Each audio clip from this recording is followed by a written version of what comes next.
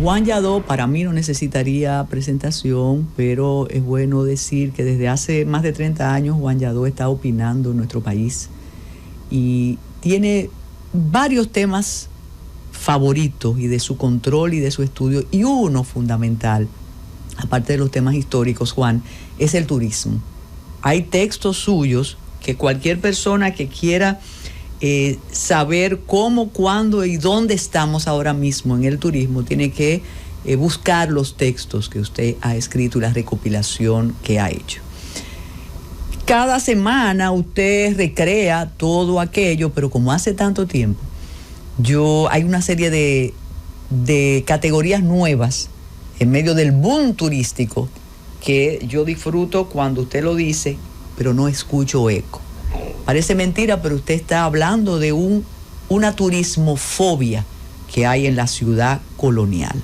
Yo quiero que usted primero me explique eso, sobre todo porque hay un grupo enorme de amigos que viven en la ciudad colonial que ellos dicen, no es turismofobia, es que están haciendo la transformación de la ciudad sin contar con nosotros que vivimos aquí. De modo que ahí tiene la mesa servida. Bienvenido, Juan.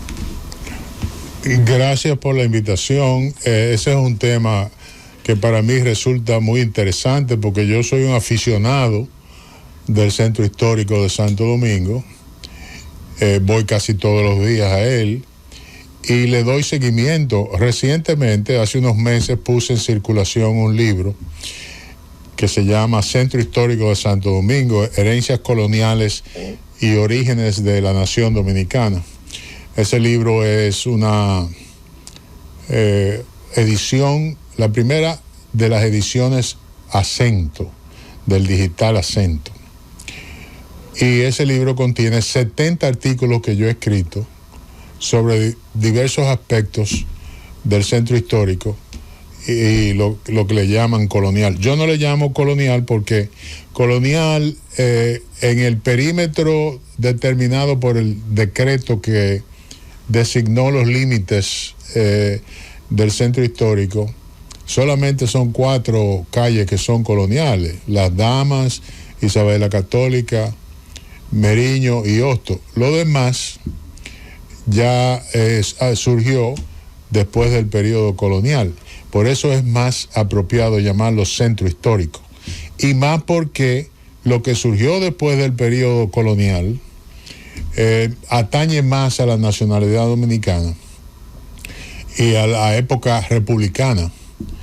El perímetro del centro histórico fue delimitado por decreto por el presidente Balaguer en 1968. Él lo llamó ciudad colonial en ese decreto y puso los límites en el este, el río Sama, en el oeste, la Palo Hincado, la calle Palo Hincado, en el sur el Mar Caribe y en el norte la avenida Mella. Eso es una extensión de 1 kilómetro cuadrado. Pero vuelvo y repito, la mayor parte de ese territorio no es colonial. Y lo que no es colonial contiene algunas reliquias que están muy ligadas al nacimiento de la República Dominicana y a la gesta de independencia. Es cierto que la casa de los Duarte, donde se crió Juan Pablo Duarte, está todavía en el segmento colonial. Asimismo se puede decir de la casa de Sánchez y la casa de Mella, pero hay otras reliquias de nuestro devenir histórico que no son coloniales. Por ejemplo, el edificio Vaquero fue la sede del gobierno constitucionalista en el 1965. Tenemos la casa donde se firmó el juramento de los trinitarios, está frente a la iglesia del Carmen.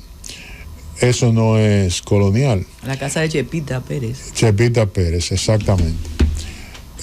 Y así sucesivamente. Hay una serie de otras reliquias históricas ligadas.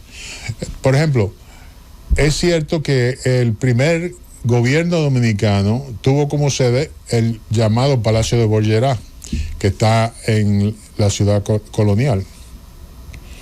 Pero posteriormente, la sede del gobierno se mudó al Palacio de las Capitanías Generales, que está en el sur del Museo de las Casas Reales. También el actual Palacio Consistorial fue la sede del Senado de la República. De manera que en ese recinto de 1 kilómetro cuadrado hay muchas reliquias históricas que conciernen al inicio de nuestra nacionalidad. Y yo pienso que es preferible llamarlo centro histórico. Ahora bien, el centro histórico tenía una población de alrededor de unos 30,000 habitantes antes de la Revolución del 65. Hoy día, según los estimados del Ministerio de Turismo, apenas quedan 8,000 habitantes. Todos los expertos en rescate y restauración de patrimonios históricos dicen que cuando tú tienes una población que está ligada a las reliquias históricas, tú debes tratar de conservar esa población, claro, conservarla en su sitio, porque eso le da autenticidad al lugar. Y eso aplica muy soberanamente, a mi juicio, al caso del centro histórico. No puede estimularse el éxodo de esa población, todo lo contrario. Lo que debe estimularse es el arraigo, para que se queden ahí y le presten autenticidad a ese recinto sagrado. Y lamentablemente han habido una serie de intervenciones que no propician eso. Y estamos frente a un galopante proceso de gentrificación, que es la venta de una serie de inmuebles a personas de altos recursos que las transforman y con esa transformación están estimulando el éxodo de los habitantes originales, porque la mayor parte de la población es una población de clase media baja. No es pobre enteramente, pero tampoco es rica. Y se ve estimulada a vender sus propiedades inmuebles porque hay un interés especialmente de extranjeros. Con el contraste de algunas viviendas realmente de alto valor y de personas de muy un alto adinerada, poder adquisitivo. Ciertamente. Más que alto poder, muy alto. Pero la queja de ellos es que le han invadido su territorio. Y ahí viene quizás lo que tú planteas, como turismofobia. Y entonces ahí puede haber un conflicto serio. O sí, se van y dejan al turismo, o tratan de existir de manera armónica, y parece que eso es muy difícil. ¿Podría convertirse entonces ese centro en un lugar para hoteles, para restaurantes, y que se vayan los habitantes de ahí? Bueno, eso es lo que debemos tratar de evitar. Pero lo cierto es que yo mismo viví en una experiencia en meses recientes que me dio a entender que parte de la población del centro histórico está comenzando a resentir la presencia masiva de los extranjeros que vienen de visita.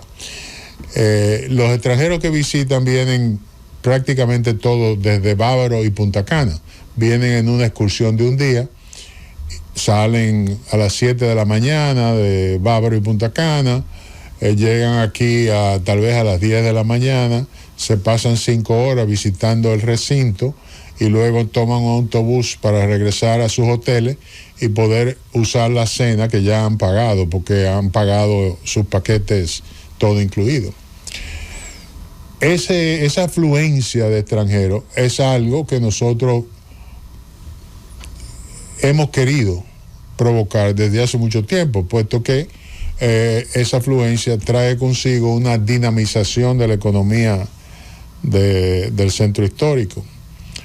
Pero ya se están dando casos de que los habitantes están, algunos, no todos, todavía no es muy fuerte la tendencia, pero se están resintiendo porque los turistas le elevan los precios, le toman los espacios, la atención primordial de los gobiernos, ya sea de municipal o el gobierno central, es para el aprovechamiento del turismo y no necesariamente para que los habitantes se arraiguen en el recinto.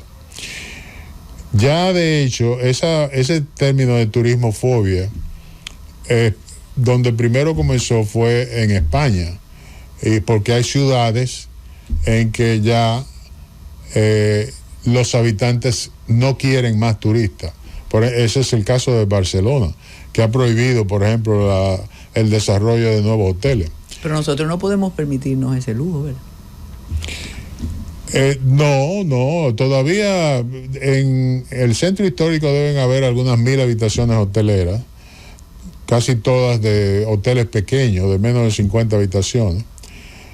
Yo creo que el centro histórico puede soportar y es deseable que tenga más alojamientos hoteleros. Pero lo que quiero decir es que llega un momento en que la afluencia crea tanta congestión que los habitantes se resienten. Ese es el caso, por ejemplo, de Venecia.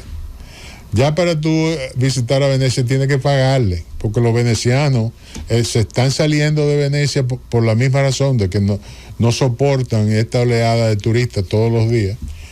Y Venecia ha impuesto un impuesto a los visitantes y ha limitado dramáticamente la cantidad de cruceros que la visitan. Quiere decir que ese turismo que pasea la ciudad colonial, la zona colonial, es el turismo del todo incluido que quiere algo más que la playa, la bebida y el baile dentro de los espacios señalados y que compra el paquete desde sus países.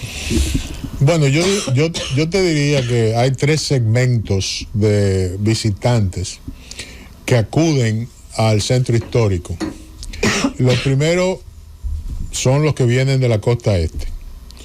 Como te dije anteriormente, son visitantes diurnos de una duración de 4 o 5 horas a lo sumo que visitan el centro histórico.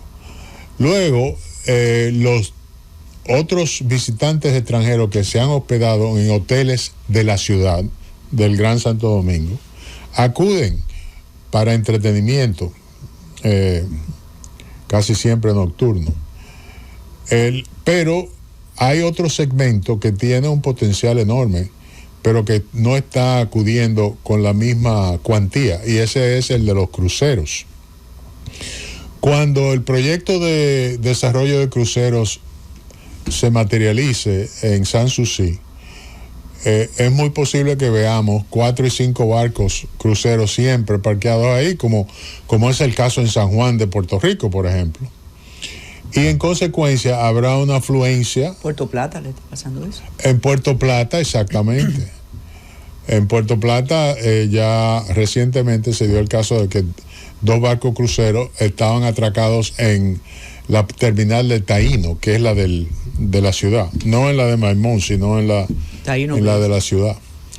Entonces, no todos los visitantes cruceristas se desmontan del barco a visitar el puerto a donde han llegado, pero se estima que entre un 15 y un 20% sí lo hace.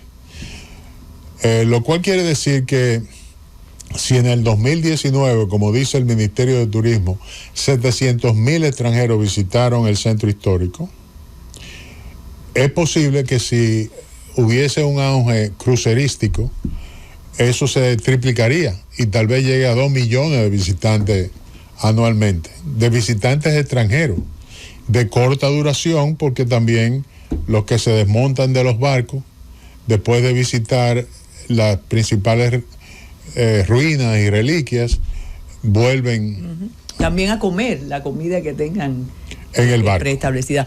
Juan, durante la euforia de algunos de nosotros cuando se fueron a Europa a vendernos como ciudad turística, como país con varias ciudades turísticas, creo que fuiste la única voz que se atrevió a decir o a delimitar la importancia de distintas ferias turísticas.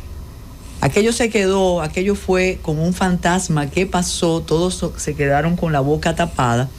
Y yo creo que es importante que con tranquilidad, con sensatez, tú le digas al país cómo nos podemos vender mejor y cuál es el lugar donde la marca, iba a decir Punta Cana, pero no es la marca Punta Cana, la marca República Dominicana puede tener más clientes. Pero eso tú lo vas a decir después de la pausa.